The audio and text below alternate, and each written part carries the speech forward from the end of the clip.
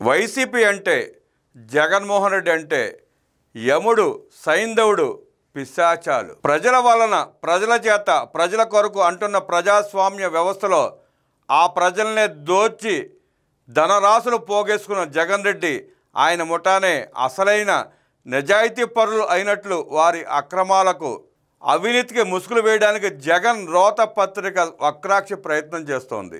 స్వతంత్ర భారతావనిలో ఇంత బాహాటంగా బరితెగించిన రాజకీయ నాయకుడు లేడు. జగన్ రెడ్డి జమానాలో జరిగిన కనీ విని ఎరగని మద్యం కుంభకోణంలో ఎన్నెన్నో సంచలనమైన ఆధారాలు బయటపడుతున్నాయి.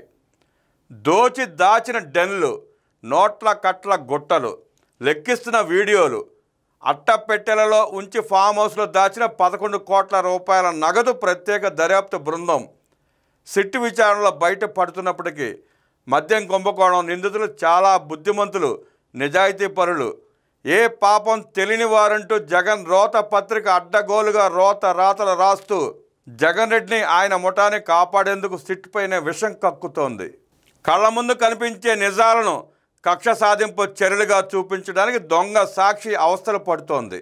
సిట్ మరియు గిట్టని మీడియా వ్యవస్థలపై విషపు రాతలు రాస్తోంది.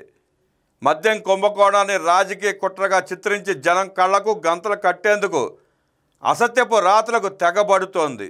సిట్ బయటపెట్టిన 5 కోట్ల ముడుపుల సొమ్ము వీడియోలో ఉన్నది జగన్ ముఠ అతనే, కానీ ఆ సొమ్ము మద్యం సొమ్ము కాదని జగన్ తప్పుడు పత్రిక తప్పుడు కథనాలు రాసి వాస్తవాలను వక్రీకరిస్తోంది.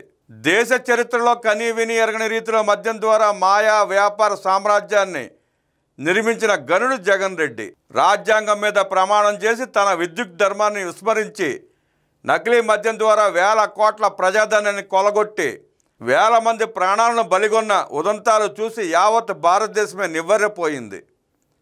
ఏ వ్యక్తికైనా ఆశలు, కోరికలు ఉండటంలో తప్పు లేదు, కానీ దేశ చరిత్రలో ఈ విధమైన ధనదాహం కలిగిన వ్యక్తిని ప్రజలు తొలిసారి చూస్తున్నారు. నకిలీ మద్యం ద్వారా వేల కోట్ల అక్రమ సంపాదన జగన్ సొంత ఖజానాకు చేరినట్లు సిట్ విచారణలో వెల్లడి అవుతున్నా ఆనాటి సత్య హరిచంద్రుడి కన్నా జగన్ రెడ్డి, ఆయన ముఠానే నిజాయితీ పరులుగా రోత పత్రిక అబద్ధాలు వండి వారుస్తోంది. తాను ఏమి చేసినా చెల్లుబాటు అవుతుందని, తామే అసలైన నీతి నిజాయితీలకు ప్రతీకని జనం చెవిలో పూలు పెడుతున్నది రోత పత్రిక. చట్టబద్ధ పాలనకు సమాధి కట్టి అవినీతి రాజనీతిగా చెలరేగిపోయిన జగన్ రెడ్డిని, ఆయన ముఠాని నిజాయితీకి నిలువుటద్దాలుగా చూపిస్తోంది దిక్కుమాలిన పత్రిక. నిలువుటద్దాలుగా చూపిస్తోంది దిక్కుమాలిన పత్రిక. స్వార్థ రాజకీయ శక్తుల పట్ల ప్రజలు అప్రమత్తంగా ఉండాలి. రాష్ట్రాభివృద్ధికి, సమాజాభివృద్ధికి ఆటంకంగా మారిన వైసీపీని, ఆ పార్టీ నాయకులను రాజకీయాల నుంచి దూరం చేయాల్సిన బాధ్యత ప్రజలపై ఉంది.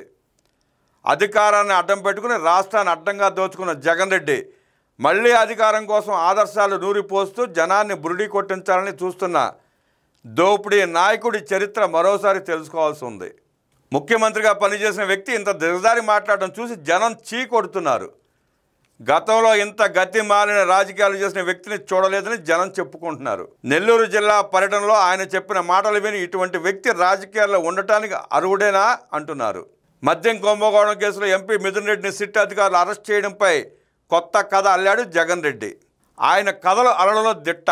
ఎప్పుడో 53 ఏళ్ల కిందట కాలేజీ గొడవలో చంద్రబాబును పెద్దిరెడ్డి రామచంద్రారెడ్డి కొట్టాడని, ఆ కక్ష తీర్చుకోవడానికే ఇప్పుడు మిథున్ రెడ్డిని అరెస్ట్ చేశాడని వింత కథ చెప్పాడు దిక్కుమాలిన జగన్ రెడ్డి. మద్యం కుంభకోణం కేసులో ఎంపీ అయిన మిథున్ రెడ్డి ప్రమేయం పాత్రపై ఆధారాలు లేకుండా అరెస్ట్ చేయడం సాధ్యమా జగన్ రెడ్డి? కనీస ఇంగితం లేకుండా ఇటువంటి అబద్ధాలు చెప్పడం అంటే అది నాలుక తాటి మట్ట అంటున్నారు ప్రజలు. చంద్రబాబు, పెద్దిరెడ్డి 1972లో ఎస్వి ఆర్ట్స్ కాలేజీలో వేర్వేరు గ్రూపులకు నాయకత్వం వహించేవారని, 2 యూనియన్ల విద్యార్థుల మధ్య తరచుగా గొడవలు జరిగేవని తెలుసు. అయితే చంద్రబాబు విద్యార్థి నాయకుడిగా ఉండేవారు తప్ప ఎప్పుడు ప్రత్యక్షంగా గొడవ పడలేదు. ఆయన ఎప్పుడు ఎవరితోనూ గొడవలు పడే వ్యక్తి కాదు. మద్యం కుంభకోణం తన మెడకు చుట్టుకోబోతోందని, తనకు రోజులు దగ్గర పడుతున్నాయని అక్కసు, ప్రెస్టేషన్ తట్టుకోలేక చంద్రబాబును పెద్దిరెడ్డి కొట్టారంటూ తప్పుడు ప్రచారం చేస్తున్నాడు జగన్ రెడ్డి. కానీ పెద్దిరెడ్డి కొట్టారంటూ జగన్ చేసిన తీవ్ర వ్యాఖ్యలను ప్రొఫెసర్ సుబ్రహ్మణ్య నాయుడు చెప్పుతో కొట్టినట్టు ఖండించారు. అసలు జగన్కి ఏమి తెలుసని ఆయన ప్రశ్నించారు. పెద్దిరెడ్డి, నేను ఒకే బ్యాచ్ అని, మాకు చంద్రబాబు 2 ఏళ్ల సీనియర్ అని, అసలు చంద్రబాబుతో పెద్దిరెడ్డి కలిసే ఛాన్సే లేదని, ఆ స్థాయి కూడా పెద్దిరెడ్డికి లేదని, చంద్రబాబు యూనివర్సిటీలో మంచి స్కాలర్, ఆయన మంచి ఎకనమిస్ట్ అని, ఎవరితోనూ గొడవలు పెట్టుకునే వ్యక్తిత్వం కాదని, కాలేజీ రోజుల్లోనే చంద్రబాబు మంచి నాయకుడని, అటువంటి వ్యక్తిపై జగన్ రెడ్డి చిల్లర వ్యాఖ్యలు చేయడం దారుణమని ఆనాటి పరిస్థితులను కళ్ళకు కట్టినట్లు వివరించారు సుబ్రహ్మణ్య నాయుడు. జగన్ రెడ్డి ఈ విధంగా చంద్రబాబుపై ఎన్ని అడ్డమైన అబద్ధాలు చెప్పినా వృధా ప్రయాసే.